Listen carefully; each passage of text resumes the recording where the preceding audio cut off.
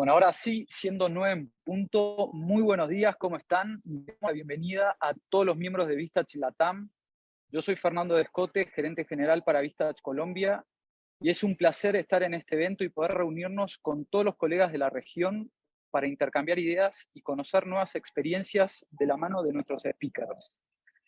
Agradecemos la presencia de nuestro expositor Andrés Hernández, los miembros que integran la mesa redonda, Marcela Zuriz de Argentina, Sebas Moreno de Colombia, Luis Fretes de Paraguay, y a todos ustedes por estar hoy conectados. A continuación los dejo con Rafa Orduz, quien es Char para Vistach Colombia, para que los guíe en este Vistach Latam. Espero que lo disfruten y muchas gracias.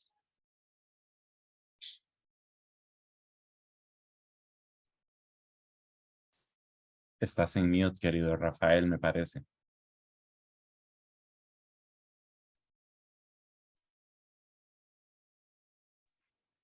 Bueno, gracias, Fernando. Estamos a unos pocos kilómetros en Bogotá, Colombia, y tenemos participantes de Argentina, Uruguay, Perú, México, España, y en fin. Tengo el gusto de presentarles a todos a nuestro speaker invitado, Andrés Hernández. Andrés es el Chief Product Officer de Flexio, una empresa que está localizada en el área metropolitana de Ciudad de México y que brinda soluciones para ayudar a las pymes a gestionar su flujo de efectivo de forma sencilla. Él es quien nos guiará hoy para entender cuáles son las tecnologías claves que permiten facilitar la ejecución de la estrategia de una empresa. Andrés, bienvenido y adelante. Gracias, Rafael, y a todo el equipo. Voy a compartir mi pantalla. Me confirman que todos estén listos para la acción. Es un gran gusto estar con ustedes. Miren que cuando me preguntaba sobre la conversación que queríamos tener juntos, uno encuentra como muchas formas de abordar un tema como lo que es tecnología, en sus distintas maneras, ¿no? La transformación digital y todos estos temas. Muchas de las que más comunes existen es casi como presentaciones que son un glosario, ¿no? O sea, es como un largo tiempo en un glosario temático donde empezamos a decir CEO, metaverso, blockchain, Web 3.0, o sea, como todo un descriptivo. Me reté mucho para poder llevar un espacio por el que quiero que compartamos hoy algunas reflexiones que vinculen particularmente la importancia de entender que el crecimiento poderoso de una compañía está bastante ligado a lo que yo llamo coherencia organizacional. ¿Qué tan potente es la implementación de las decisiones estratégicas que una compañía toma de inicio? Una de las cosas más relevantes que vamos a conversar es sobre cómo llegar desde el entendimiento de la estrategia de una compañía a la ejecución a través del uso de tecnología para el despliegue de esa estrategia de manera poderosa y ganadora en el mercado. Empiezo como con una leyenda. A veces hago como estas expresiones en prosa que me gusta como ir pausadamente para poder exponer algunos principios, y es una compañía potente como la que todos queremos y queremos construir constantemente. Es la que es capaz de generar, sin duda, crecimientos sostenibles, y para eso requiere exponerse continuamente a las pruebas del mercado, eligiendo construir desde la relevancia. Las bases para construir desde la relevancia es un desafío que requiere primero una estrategia explícita que conecte al equipo completo, sus capacidades y cada acción alrededor de focos claros en cada etapa.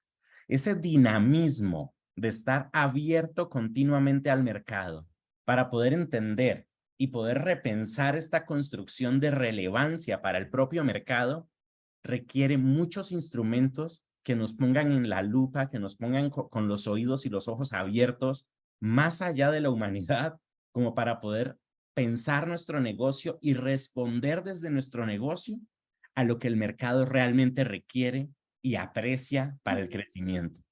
Hablemos de estrategia y tecnología. Y me presento brevemente. Mi nombre es Andrés Hernández. Estuve sentado en las clases de ingeniería electrónica e ingeniería en software Pero lo que creo que más me desespera es tratar de entender, y me encanta el poder que tienen las empresas, las pymes en América Latina, desde su capacidad de crear valor, desde su capacidad de crear empleo y desde su capacidad de que hayan multitudinarias personas desesperadas por entender mejor ciertos problemas y emerger con soluciones valiosas para servir a esos problemas de manera atractiva y poderosa. Me encanta. Por ahí participo en algunas firmas de consultoría, trabajé en Microsoft, Google, McKinsey, y particularmente lo que me desespera es cómo podemos compartir principios comunes desde las pymes que realmente nos ayuden a accionar en bloque desde los aprendizajes que obtenemos de los patrones de mercado, segmentos, para construir soluciones poderosas cada vez más, que además de que sean sostenibles, sean audaces y crezcan de manera potente. Nuestro camino hoy tendrá 4 fases. Hablaré un poco de estrategia como el principio de las elecciones que definen el corazón de una compañía. Hablaré un poco del cambio, que al fin y al cabo, la evolución de un tipo de compañía parte de lo que la hizo nacer y cómo el contexto empresarial de repente desafía algunos espacios de su manera de competir, de actuar ante el mercado para poder cambiar, ¿no? ¿Cuál es el cambio al que nos expondremos, desde el cual la tecnología puede ser posiblemente nuestro mejor compañero? ¿Cuáles son los impulsores? Cuando una compañía se ve impulsada desde este espacio de pasar de una búsqueda pasiva a una búsqueda activa de soluciones tecnológicas que le ayuden a mejorar desde la parte productiva, eficiencia o su crecimiento, ¿qué la impulsa y cómo leer esos impulsores para poder identificar cuáles de repente tecnologías se adaptan mejor o son más específicas para el contexto de una compañía para mover a la acción ese impulso? Y de repente cerraré de manera muy breve indicando algunos de los que llamamos habilitadores. Ok, una compañía está impulsada al cambio, a la ejecución y a la implementación o la adopción de tecnologías para mejorar su desempeño productivo y desafiar su crecimiento. ¿Cómo se habilita una compañía? ¿Qué elementos deberíamos de tomar en cuenta para hacer lo que llamaremos un kickoff, este primer paso, salto, donde una compañía se permea de esta dinámica que es cultural y naturalmente de procesos a la organización? En el paso 1 hablaremos de estrategia. Y me gusta pensar la estrategia como la búsqueda desesperada de relevancia. Y cuando hablo de búsqueda desesperada de relevancia, es que al fin y al cabo una compañía, tal vez los que venimos de management consulting y de estrategia, venimos, podemos decir, llevando una reflexión progresiva y que ha sido progresista, o sea, ha progresado en el tiempo sobre la manera en la que pensábamos la estrategia como la manera de defender una ventaja única en el mercado que teníamos, y eso nos permitía en algunas ocasiones sobrevivir hasta 10, 15, inclusive si estamos mucho antes, hasta 50 años, pensando en que nuestro modelo de negocio iba a ser sostenible, estático y poderoso. Y naturalmente, lo que los mercados, primeramente, antes que los cambios sociales, los mercados y su heterogeneidad, cómo los intereses de los segmentos empiezan a dispersarse, a multiplicarse, a diferenciarse entre nichos, empieza a ser mucho más difícil poder entender la estrategia como un acto lineal estático, el cual nos va a acompañar por 10, 15 o 20 años, sino más bien la estrategia como el entendimiento de qué me hace hoy relevante y en dónde soy relevante. Y primero parto de decir que es súper difícil construir relevancia sin enfoque. Y es uno de los principios que uno de los autores que me parecen súper interesantes, Cal Newport, aporta, digamos, ante el hecho de decir, es que no puede ser relevante si no hay foco, si no hay enfoque, porque no puede ser relevante para todos. O sea, no puedes elegir ser relevante para todos. Lo que te convierte más bien el intentar ser relevante para todos es en una irrelevancia de repente oculta. Como decir, no estoy claro, ni siquiera sé para quién soy relevante, no sé a quién siquiera preguntarle si soy realmente relevante y poderoso. La estrategia, más allá que un poco lo que ya hemos visto, ¿no? A nivel del management, de decir que estrategia termina siendo buenos planes, actividades, metas, objetivos, evaluaciones.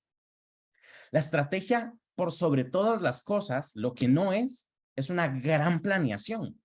Porque muchas veces difuminamos elecciones poderosas de enfoque en un negocio con una gran planeación que nos lleva a un conjunto de actividades que posiblemente nos acercan más a la irrelevancia que a la relevancia decidida al mercado.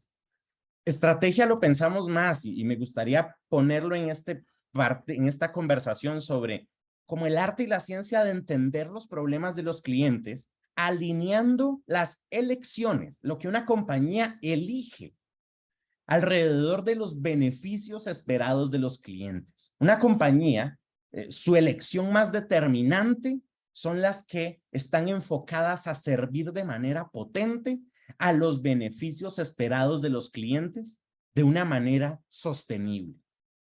Estrategias, las elecciones que una compañía define para servir bien y de manera poderosa a los clientes. Y como una conversación en primer plano, su estrategia en particular, cuando hablamos de estrategia, y ya vamos a ir a la parte de implementación, su estrategia primeramente, les deseo a todos, además de una feliz Navidad, les deseo que su estrategia deje claro qué no hacen ustedes y a quién no sirven ustedes.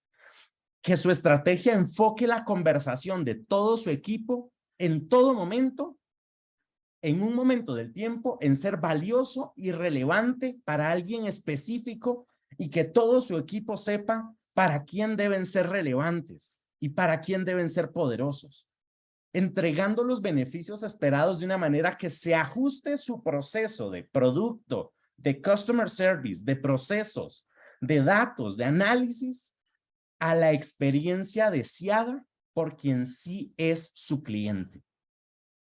Les deseo a todos que su estrategia sea coherente y poderosa, que deje claro qué hacen y qué no, y que lo que hacen puedan ejecutarlo de la manera en la que el mercado desea recibirlo. Y es ahí donde parte un poco este tema de, al fin y al cabo, la estrategia terminan siendo esas elecciones que enfocan sus acciones. ¿A qué segmento sirvo? ¿Cuáles circunstancias? ¿Cuándo y dónde pasa que el mercado al que sirvo despierta el problema? ¿Cuándo le pasa que dice, este es el momento en el que necesito una mejor solución? Y después la pregunta es, ¿qué capacidades necesito para entregar valor a ese segmento en esa circunstancia? ¿Cómo llego a él? ¿Cómo expreso mi propuesta? ¿Cómo entrego mi producto? ¿Cómo construyo mi pricing? ¿Cómo hago delivery de mi producto? ¿Y cómo pueden empezar a usarlo rápidamente? ¿Y dónde de esas capacidades debo de construir, ahora sí, relevancia, ventajas en las que soy realmente bueno y superior? Y acá es donde, si vemos este diagrama que construí alguna vez mientras iba hacia una ciudad, me decía, es que a veces es difícil ver la compañía desde arriba, ¿no? Entender que sin duda hay un contexto empresarial, de industria, líneas de negocio, todo este tema un poco de análisis. Después hay estrategia, y la estrategia es las claras elecciones del enfoque de en dónde juego y en el cómo gano, yendo un poco al purismo estratégico. Pero después hay un tremendo desafío, y es estas elecciones estratégicas, ¿cómo se implementan? ¿Cómo se implementan desde mi proceso de producto, de distribución, de experiencia y usabilidad, de modelo de negocio, pricing, profit fórmula, o de medición del desempeño de mis equipos? ¿Cómo se implementa mi estrategia? Puede ser la estrategia más poéticamente poderosa, pero incompetentemente ejecutable si no estamos alineados desde cómo ejecuto, cuáles son las capacidades y cuáles son los frentes de implementación de mi estrategia. Y hoy queremos responder más que a todo el acto de cómo se diseña un sistema de actividades que implementa una estrategia. Hoy quiero enfocar la conversación hacia responder a algunos elementos, ¿no? Y es cómo cuando una compañía está alineada desde su estrategia, tiene claros focos, empiezan a pasar algunas cosas. Es bueno, primero, ¿qué causa que las empresas inviertan en tecnología? ¿Por qué pasa? y podrá parecer paradójico, pero en muchas ocasiones hemos identificado que los motivos por los que empiezan a invertir en tecnología las compañías no necesariamente están alineados a una coherencia estratégica y de su implementación, sino algunos factores un poco fortuitos y sorpresivos que veremos en este camino. Y sí quisiera poner algunos elementos que es por dónde debo empezar cuando se desarrolla un plan de inversión tecnológica. Y la pregunta expone un punto fundamental y es, no necesariamente todas empiezan por el mismo punto, porque naturalmente el objeto, el objetivo, el corazón o el propósito de tecnología para una compañía puede ser un propósito completamente distinto para otra y alineado a su estrategia de acuerdo a la necesidad de relevancia y de su segmento. Y terminaremos conversando un poco de, bueno, cómo habilitar a una organización a este cambio, ¿no? Como a esta implementación. ¿Cuáles son los elementos que habilitan a una organización para que pueda empezar a dar estos pasos de implementación y de ejecución desde la tecnología? Una de las cosas que quiero hablar sobre este punto ahora del salto a estas preguntas es, bueno, ¿qué cambió?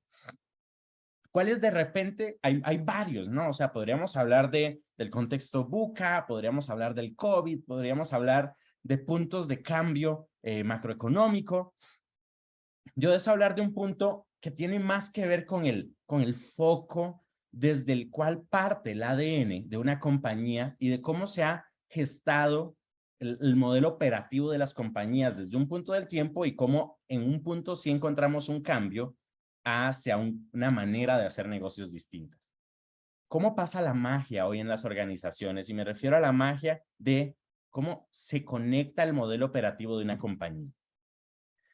Normalmente, o sea, si pensamos en la historia de una compañía y en la actualidad, naturalmente, generalmente la compañía o la mayoría de las compañías ha nacido de una capacidad muy poderosa de construir producto, ¿no? O sea, como que el génesis de la mayoría de las compañías con las que he trabajado en el mundo parte mucho de una historia, como de esta historia no inspiradora de, no, es que yo empecé esto porque yo sabía hacer X producto y empecé a levantarme a las 5 de la mañana, a acostarme a las 10 de la noche y hacía 10, después hice 100, después hice 1000, después hice 10,000 y después hice 500,000 productos. Después me fui a la calle a vender a través de canales, vender, y después llegué al cliente a través de esos canales de manera efectiva. Lo que es un approach poderoso.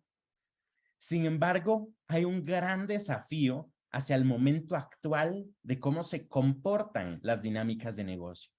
Y es que esa manera de ver los negocios, de una otra manera, lo que hace es cargar la innovación de la compañía al producto. O sea, el éxito de una compañía que está cargada de innovación desde el producto, lo que hace es que toda la compañía al fin y al cabo está expectante de lo que producto diga, lo que le llegue a los canales y que los canales, a través de entrenamiento, acompañamiento, incentivos, estén lo suficientemente motivados para seguir llegando al customer. Pero hay un punto un poco perdido acá que quiero hacer como un pequeño check.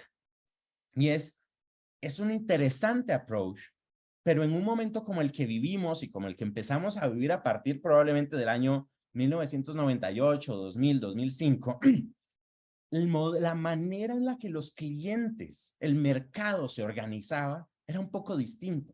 Ya no era tan fácil como construyo productos, lo distribuyo a canales y los canales llegan a él, porque los clientes empezaban a ser un poco erráticos, podríamos decir.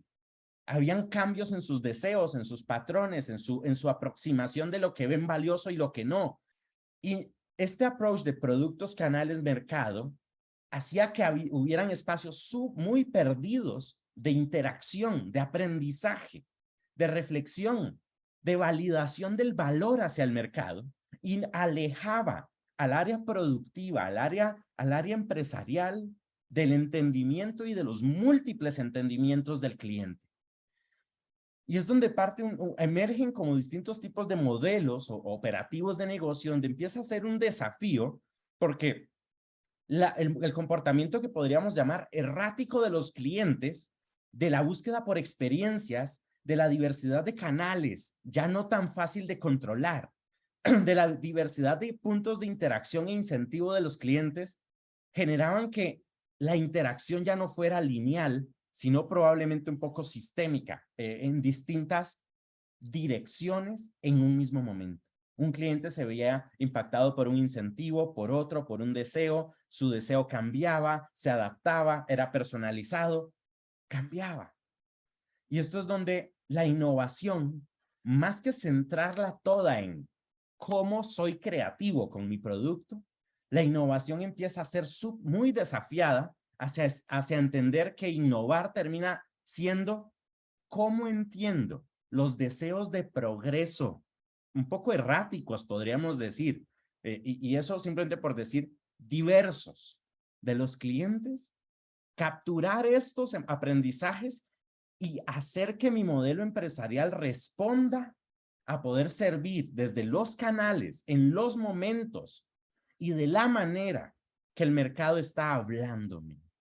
Pero el lado lineal de la ecuación generalmente desarrollaba una conversación lenta hacia el mercado, hacia sus aprendizajes, hacia la interacción y hacia el entendimiento de sus deseos. Y podríamos resumir esto como posiblemente uno de los cambios más poderosos que han habido, más que todos los actos sociales, macroeconómicos, es el desafío empresarial de construir compañías que tienen un pensamiento desde el producto versus compañías que tienen un gran desafío para tener un pensamiento desde el cliente y por ende, desde donde parte su pensamiento, empieza a ser totalmente relevante su modelo operativo y cómo se organizan para servir a estas necesidades. Podemos decir que en un paréntesis de perspectiva, podríamos mirar que hay formas de verlo, ¿no? Una empresa como Google, pues trabaja en Google algunos años, empezaron a tener una aproximación que ellos llamaban micromomentos. Y los micromomentos terminaban siendo como esta manera en la que veían que todo pasaba en un mismo momento. Ya no era un tema de simplemente cuál es el problema que resuelve, sino de a qué momento responde.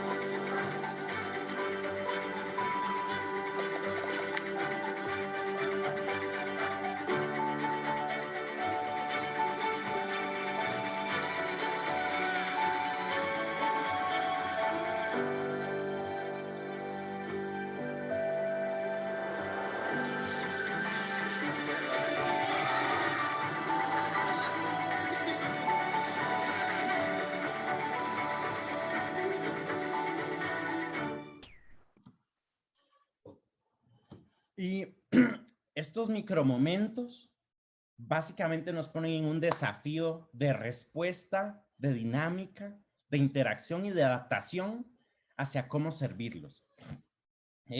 Participé hace algunos años en un análisis que desde el Foro Económico Mundial hicimos para tratar como de screening, entrevistar y conversar con 10,000 SMBs y mid-size companies del mundo. Y ante la pregunta por qué invertían en tecnología, el 88% nos lanzó algunos argumentos muy interesantes y súper reveladores. ante la profunda pregunta, bueno, ¿y por qué invertir en tecnología? ¿Por qué has invertido? ¿Por qué tú inviertes en tecnología? Encontramos respuestas como, ¿y por qué no hacerlo si es lo que está pasando, es lo que debo de hacer, ¿no?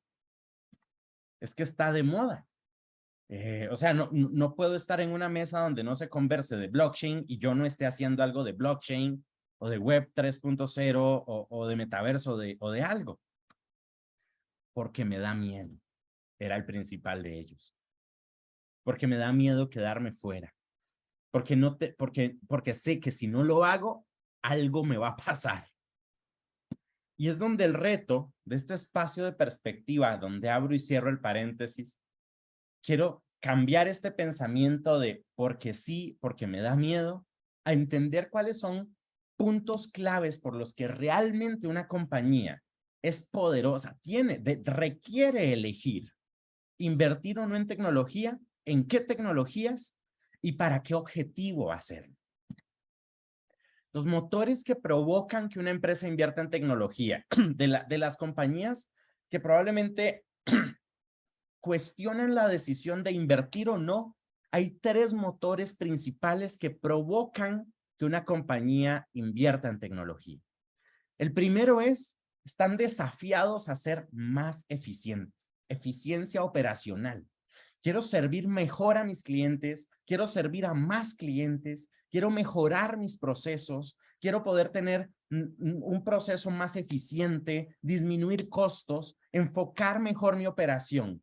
Normalmente este foco de ser más eficientes le habla a los clientes vigentes, está el foco en la mejora, es una rentabilidad creciente a nivel moderado, y generalmente son inversiones que se hacen con la liquidez disponible, con el cash disponible. El segundo punto de foco de atención del por qué una compañía debe o requiere invertir en tecnología es mejorar la experiencia del cliente. Y esto va atado a un concepto que es el Customer Centricity. Ser eficientes es una, ¿no? Es la primera causa. La segunda es necesito entender cómo servir de manera más atenta, personalizada, ágil, con mejores datos y con mejores resultados a mi cliente. Mejorar la experiencia de servicio del cliente. Y la tercera causa, que es la menos común, es nuevos modelos de negocio. Trae ciertos desafíos, y expongo desafíos porque naturalmente porque es la que menos toma como camino la mayoría de las empresas, porque hay un desafío estratégico de canibalizar el propio negocio, ¿no? El nuevo modelo de negocio, naturalmente, si soy capaz de identificarlo, tengo un desafío de tiempo en el que si mi modelo de negocio legacy, vigente, no es exactamente o no se soporta o se refuerza con el nuevo, tengo un momento de disfunción operacional. Hay un ambiente incierto. El foco de nuevos modelos de negocio debe de partir del liderazgo principal, de los dueños de negocios, de los que están en la cabeza ejecutando y dando guías sobre esto. Ahora, hay un gran reto que hay casos no claros sobre qué es un nuevo modelo de negocio y cómo lo pongo en marcha. Y sobre todas las cosas hay un punto importante donde hay un mucho mayor crecimiento de los que crean nuevos modelos de negocio de los que no lo logran. Y veíamos algo en esta investigación que hacíamos y es menos del 10-15% de las compañías ganadoras y que se enfocaban en invertir en tecnología lograban desarrollar nuevos modelos de negocio, pero las que lo hacían tenían rendimientos por lo menos 30% superiores a los que invertían en ser más eficientes y mejores experiencias de los clientes. Es un tema de tiempo, de madurez, de proceso y de entender cómo empiezo, dónde lo hago y cómo empiezo. Y acá es donde, poniendo un poco los focos sobre esto, ¿por qué invierten las empresas en tecnología? Nuevas eficiencias, y acá es donde empiezo a hacer un llamado fuerte hacia ¿dónde hay espacios de oportunidad en sus compañías hacia trabajar desde la eficiencia? Eficiencia en uso de recursos, procesos, cumplir con los objetivos de la empresa, trabajar con pequeñas automatizaciones, no súper complejas, sino que realmente ayuden a un negocio a ser más eficiente. Son focos que de repente no es tan grande la complejidad, son similares a las inversiones tradicionales, van a percibir un valor claro, directo, y es clave para el negocio empezar a trabajar desde dónde están las nuevas eficiencias que yo puedo progresar a través de tecnología. Luego está la experiencia de cliente y nuevos modelos de negocio, e iré una por una. Nuevas eficiencias. ¿Dónde están los espacios de oportunidad de nuevas eficiencias? Naturalmente, uno es la optimización de los canales comerciales. ¿Cómo empezamos a trabajar desde la integración de datos? CRM, tener mejores datos del ciclo comercial, disminuir los ciclos de venta. ¿Cómo empezamos a optimizar el ciclo comercial? Son unas de esas de las eficiencias más relevantes en las que al mediano, corto plazo hay desafíos reales de las compañías del por qué eligen invertir en tecnología. Y hay un enfoque claro, real y determinado hacia el progreso, hacia la eficiencia y hacia la robustez del negocio. Segunda, productividad. En un momento en el que las dinámicas productivas cambiaron tanto, hay unos desafíos fuertes sobre tener herramientas que creen en el ambiente virtual o mixto estas tecnologías que permitan realmente mantener un modelo de productividad, de colaboración y de trabajo en equipo de manera dinámica. Trabajo híbrido. ¿Cuáles tecnologías nos habilitan para poder conectar a nuestros equipos a trabajar de manera relevante, efectiva, conectada, dinámica desde lo híbrido? Y naturalmente, hay un reto de automatización que probablemente viven las compañías un poco más de industria, manufactura o procesos, donde hay retos de automatización de procesos, de datos, de procesos productivos, manufactura y demás. Estos son los 4 focos desde el primer frente de inversión, nuevas eficiencias. Segundo, experiencia del cliente.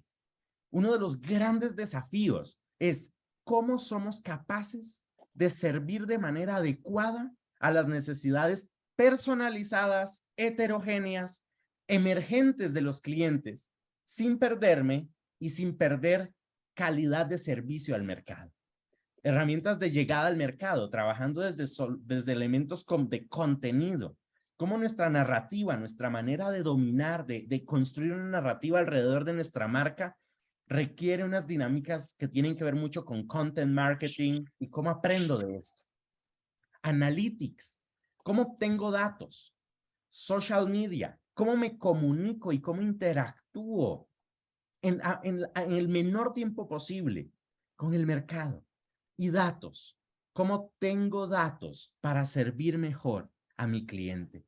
Una de las cosas que conversaba en algún momento con algunos del equipo en Walmart y hablábamos, estábamos en Monterrey y hablábamos sobre qué causa era la pregunta que de una otra manera Amazon esté ganándole a Walmart en algunos frentes y algunas de las conversaciones que decían eran, no, es que lo que pasa es que Amazon es digital y todos decíamos, pero es que Walmart también es digital. El problema no está en si una compañía es o no digital, sino en cómo sirve la tecnología.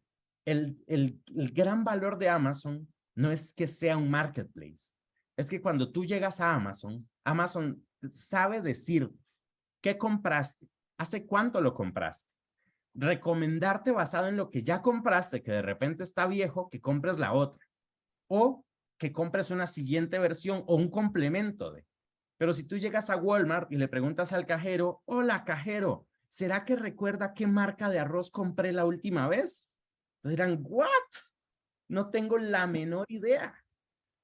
No es que una sea tecnológica y la otra no, sino que una utiliza la tecnología para servir mejor a la experiencia del cliente y la otra no necesariamente de manera tan potente.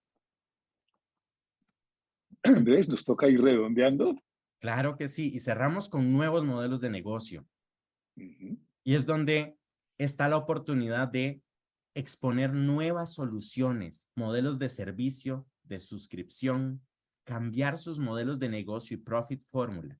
para identificar nuevas oportunidades de los deseos del cliente, donde hay mucho poder desde sus datos para servir mejor a nuevos negocios y ganar de manera potente.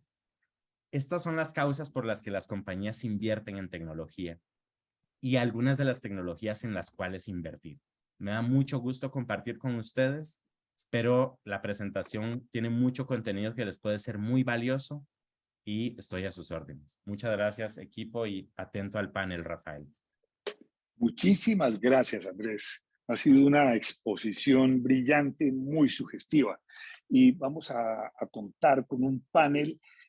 Tres empresarios nos van a discutir y van a responder algunas preguntas. En primer lugar, quiero presentar a Marcela Suris, directora de Psicotécnicos Net en Buenos Aires, a Sebastián Moreno Cruz, el CEO de Critter Tech Educación y Orion Immersive Technology en Bogotá, y a Luis Fretes Chinini en Asunción, director y fundador de Protec.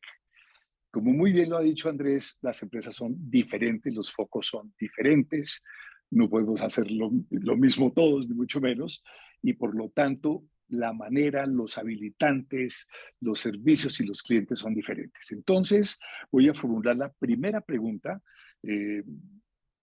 ojalá entre 2 minutos y medio y 3 minutos cada uno, para cada uno de los panelistas. La primera es, por favor, cuéntanos un poco de tu empresa y particularmente sobre cómo fue el momento en que pasaste de un pensamiento pasivo sobre el uso de la tecnología en tu negocio al momento en que diste enfoque activo y decidido sobre la aplicación de la misma. ¿En qué área sucedió y qué beneficios recibiste al hacerlo? Marcela, por favor. Bueno, gusto de estar con todos ustedes. Bueno, yo dirijo la consultora Psicotécnicos Net para que entiendan un poco a qué nos dedicamos. Somos una consultora de recursos humanos que nos dedicamos puntualmente a evaluar, a realizar evaluaciones psicotécnicas y de potencial, o sea, a esa etapa dentro de los procesos de selección. Nosotros como consultora entramos en el mercado hace más de 25 años con dos pilares. Uno era la confiabilidad de lo que hacíamos, nos importaba sumamente que los informes que desarrolláramos sean confiables. Y el otro pilar estaba puesto en la agilidad, en poder brindar un servicio con celeridad. Y fuimos ganando mercado con estos dos pilares y también apoyándonos en tener precios competitivos. Así fuimos entrando y ganando mercado los primeros años. Hacia el 2015, a mí me empieza a surgir una inquietud que era cómo poder brindarle el mismo servicio que brindaba a mis clientes, pero a sus poblaciones que estaban físicamente o geográficamente en lugares distantes de donde nosotros operábamos físicamente. Con esta inquietud dije, a ver qué hay en el mercado para responder a esto, porque hasta ese momento lo que hacíamos nosotros era viajar. Viajábamos a Colombia, viajábamos a distintos lugares del interior del país con un montón de pérdida de tiempo en el medio, en traslados y demás. La alternativa en el mercado en ese momento era lo que se llamaba, y estaban recién empezando, los sistemas enlatados, ¿sí? Estos son programas donde se evaluaban tipologías de personalidad a través de cuestionarios apalancados totalmente en la tecnología, donde se preguntaban, digamos, los postulantes hacían sus evaluaciones en la computadora, no había profesionales interviniendo, y se trataba de algoritmos que de alguna forma le decían a los clientes, bueno, en qué tipología estaba esta persona, y el cliente trataba de ver si eso le servía o no, según lo que esté buscando. Una alternativa hubiera sido decir, bueno, nos compramos una licencia y arrancamos con esto. Pero la realidad es que probando los enlatados, viendo cómo se manejaba y demás, lo que veíamos es que perdíamos en lo que tenía que ver con confiabilidad, que era un pilar básico para nosotros, ¿sí? Para nosotros los enlatados los que daba era como lo que la persona quería mostrar de sí mismo, en los procesos de selección o de promoción, las personas, como todos, tratamos de mostrar lo mejor de nosotros mismos, con lo cual nos parecía que era una herramienta poco confiable. Entonces dijimos, bueno, ¿qué hacemos? Y entonces ahí empezó a surgir en nosotros, desarrollemos algo, armemos algo. Y ahí fue el momento que yo diría que respecto de la pregunta, Rafael, fue el momento de pasar a pensar, a tener esta posición por ahí más pasiva, de ver qué había en el mercado y demás, a decir, a ver, desarrollemos algo. Y esto vino de la mano de la tecnología. Enseguida la tecnología vino a decirnos la cosa, el camino es por acá. Y el primer momento fue de mucho intercambio con especialistas en sistema. Era muy complejo porque imagínense gente de recursos humanos hablando de habilidades blandas, diciendo cómo los podemos evaluar a través de tecnología, gente a distancia, gente que esté en otros lugares, que hable otros idiomas. Fue mucho intercambio, pero empezamos a encontrarle la vuelta. Eso fue como todo un proceso de un tiempo de plantear alternativas, de ver idas y vueltas, hasta que logramos hacer un desarrollo. Ese desarrollo fue una plataforma para hacer evaluaciones psicotécnicas y de potencial online, virtual, a distancia, que nos permite evaluar postulantes más allá de dónde se encuentren geográficamente y de qué idioma hablen. En realidad la plataforma está en español y en inglés, y nos permite traspasar los límites geográficos y los usos horarios, porque permite al postulante hacer su evaluación en cualquier horario, ¿sí? Lo único que tiene que tener el postulante es una computadora y una buena conexión de internet, ¿sí? Y yo creo que nos permitía darle una vuelta superadora a los enlatados, porque sí había profesionales trabajando. Había profesionales trabajando en la primera etapa, al momento de que llegaba el requerimiento del cliente y nos decían, bueno, queremos evaluar este perfil o a esta persona para ver si se adecua a determinado puesto, y nos permitía que el profesional idee digamos, con qué técnicas iba a evaluar a esa persona. A diferencia de los enlatados, no iba a ser la misma técnica para todos. Iba a ser, a ver, en la plataforma disponemos de aproximadamente 25 técnicas. ¿Cuáles selecciono para evaluar a un directivo? ¿Con cuáles podría yo evaluar a un operario? ¿Con cuáles evaluaría a alguien de sistemas? ¿Con cuáles evaluaría a un abogado? ¿Con cuáles a un enfermero? ¿Sí? La técnica, la plataforma, perdón, al ser flexible, nos permitía esto a suerte de poder seleccionar lo que los psicólogos llamamos la batería o el conjunto de técnicas adecuadas para evaluar ese perfil. Marcela, nos toca terminar pronto. Okay. Bueno, quiero decir que había, en esa primera etapa participan profesionales. La etapa intermedia sería la etapa en la cual el postulante puede completar su evaluación en la computadora sin necesidad de un encuentro sincrónico con un profesional. Y la última etapa vuelven a participar profesionales elaborando un informe a medida, dando respuesta a quien nos solicitó la evaluación respecto de la adecuación de esa persona al puesto, y también con la posibilidad de dar recomendaciones de su coaching de carrera, ¿sí? Con lo cual es un informe elaborado a medida por un profesional. Creo que con esto... Muchas gracias, Marcela. Ya volveremos. Sebastián, por favor, danos una opinión, una respuesta a esa pregunta que formulé. Por favor, trata de ser lo más breve posible. Súper, claro que sí, Rafa, de una. Les cuento muy rápidamente. Yo tengo dos compañías, una que usa la tecnología de forma estratégica para su proceso y otra que su propuesta de valor es con base tecnológica. Entonces voy a hablar muy rápidamente de ambas. ¿Por qué? Porque la primera, la que era una empresa de servicios que usaba la tecnología, funcionaba muy bien, todo perfecto hasta la pandemia. Nosotros antes de la pandemia ya habíamos tenido esa actitud pasiva de, oiga, de pronto sí deberíamos estar moviéndonos y crear un modelo alrededor de la tecnología que nos permita escalar, pero el día a día y la cantidad de operación y la cantidad de trabajo que requería tener digamos, el modelo legacy, como decía ahorita Andrés, no nos permitía pensar de una forma diferente, no nos permitía movernos. ¿Qué pasó? La pandemia nos obligó. El 14 de marzo, todo mi modelo de negocio, absolutamente todo, 100 personas trabajando, quedó en ceros. ¿Por qué? Porque no habíamos tomado la decisión antes de hacer de una forma más proactiva. Entonces, la primera es Critartec Educación. Critartec Educación nació siendo un laboratorio de innovación educativa para cambiar las dinámicas de aula y enseñando desde la tecnología a crear proyectos de vida a maestros y estudiantes muy enfocados desde la capacidad de soñar. Funcionaba muy bien, pero tenía todo mi equipo en colegios públicos en Colombia, y claramente, pues, hay pandemia, no hay colegios, no hay modelo de negocio, piense rápido y transfórmese. Ahí fue que me obligaron a pensar en la tecnología como una estrategia para desarrollar ese modelo. Por el otro lado, está Orion Immersive Technology, que nació siendo una empresa tecnológica. Orion es una desarrolladora de productos de realidad virtual para el entrenamiento de seguridad y salud en el trabajo, muy enfocado en salvar vidas desde el entrenamiento comportamental con realidad virtual.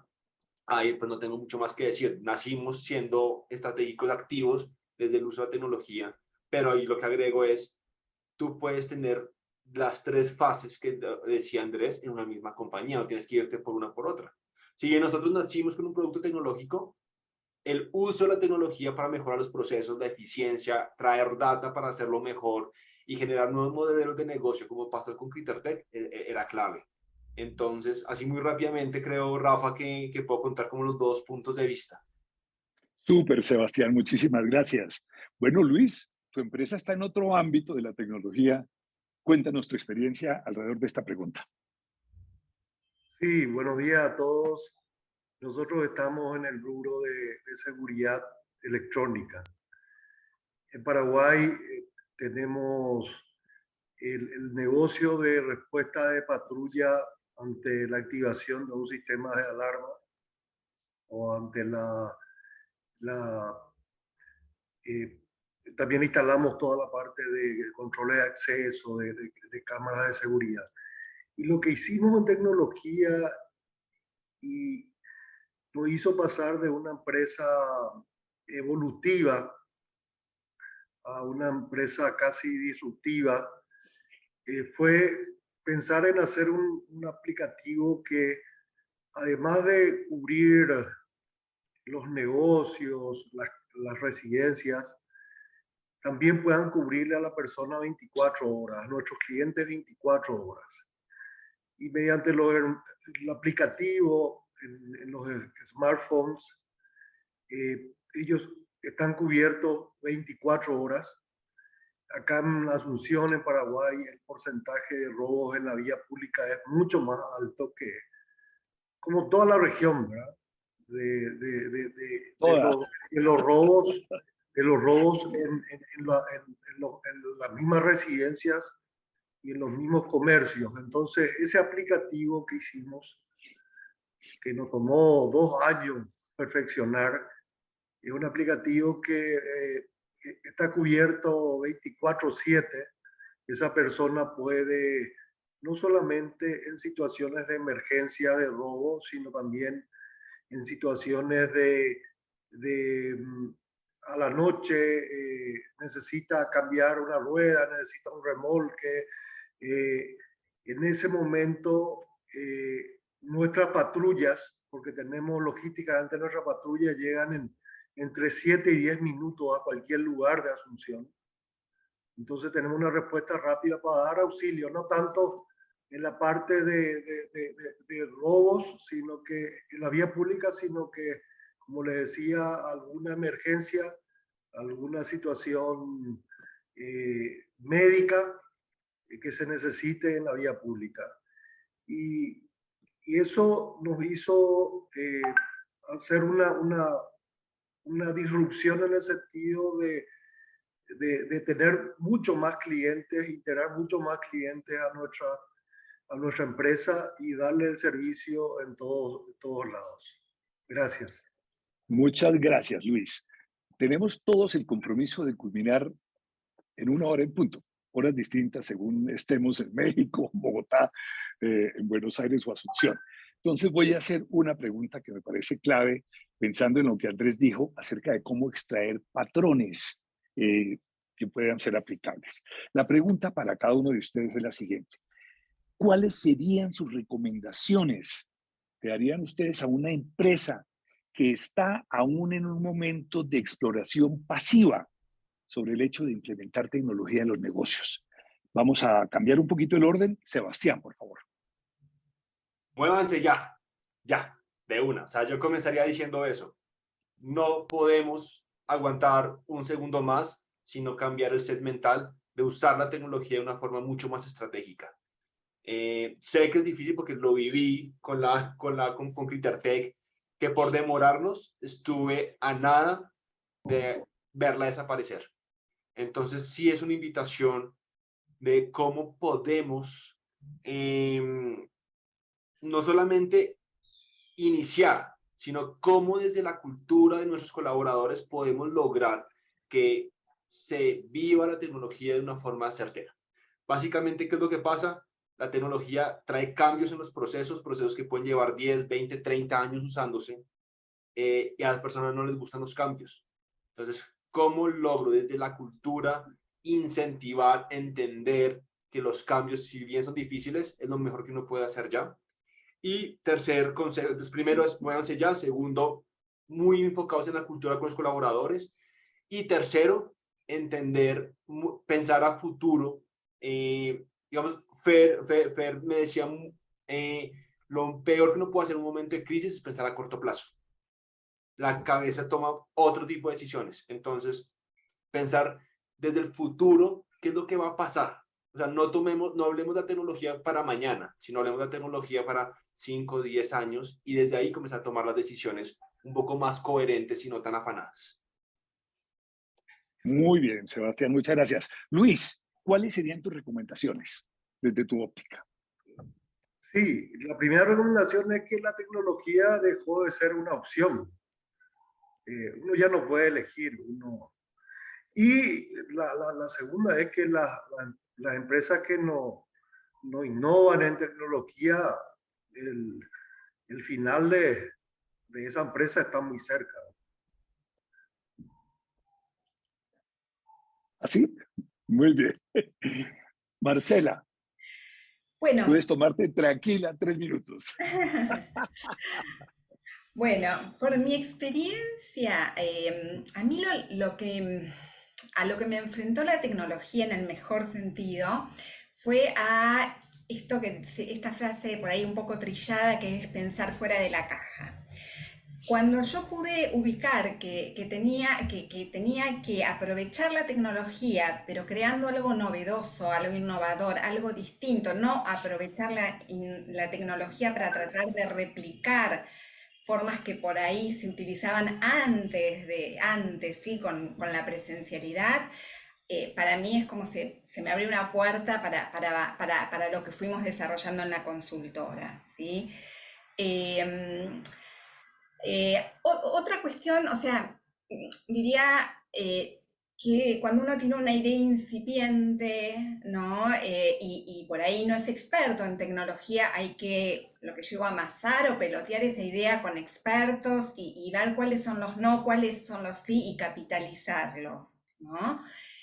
Y yo creo que hay algo ahí del trabajo interdisciplinario que es muy rico y que suma todo y que vuelve a las cosas, esto de que puedan pasar de la idea a que sean cuestiones tangibles, concretas.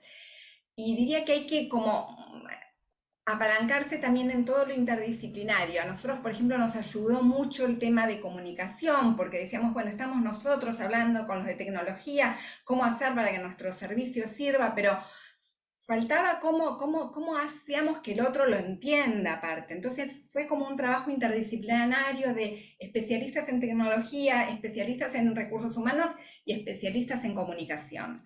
Con lo cual, esa posibilidad de trabajar interdisciplinariamente, de pensar interdisciplinariamente, me parece crítica.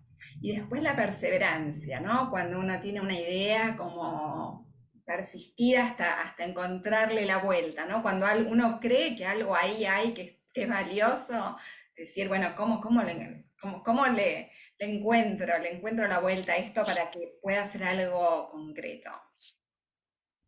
Muchas gracias a los tres panelistas, a Marcela, a Sebastián, a Luis, de nuevo nuestros agradecimientos a Andrés. Florencia, 9:56, tienes la palabra. Impecable, Rafael, muchísimas gracias a todos, bueno, en especial a Andrés, realmente nos llevamos como muchas cosas para pensar y para poder hacer. Muchísimas gracias a nuestra mesa, a Marcela, a Sebastián, a Luis, a la audiencia de toda la región que asistió a este evento. Ahora cuando culminamos el evento va a aparecer un pop-up con una breve encuesta, les pedimos que puedan contestarla, se toman un minutito, esto nos permite a nosotros poder seguir agregándole valor a nuestros eventos. Bueno, muchísimas gracias a todos y nos reencontraremos en otro evento junto a toda la comunidad Vistage. Buen día. Muchas Muchas gracias. gracias. Qué gusto.